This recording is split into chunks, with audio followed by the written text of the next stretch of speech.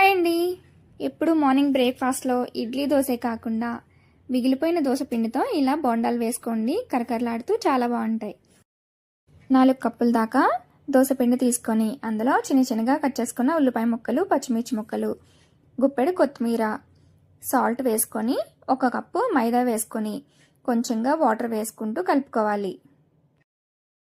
ఇప్పుడు ఇందులోకి 1 స్పూన్ జీలకర్ర, కొద్దిగా వంట సోడా వేసుకొని బాగా కలుపుకోవాలి.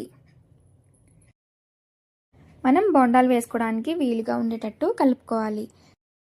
ఇప్పుడు డీప్ ఫ్రైకి సరిపడా ఆయిల్ పెట్టుకొని హీట్ అయిన తర్వాత కొద్దిగా పిండి తీసుకొని చిన్న బోండాల్లో వేసుకొని ఫ్రై చేసుకోవాలి. ఇవి బాగా ఫ్రై అయిన తర్వాత తీసుకొని మీకు నచ్చిన చట్నీతో సర్వ్ చేసుకోండి. మీకు ఈ వీడియో నచ్చితే ప్లీజ్ లైక్ చేసి సబ్స్క్రైబ్ చేసుకోండి. Thank you.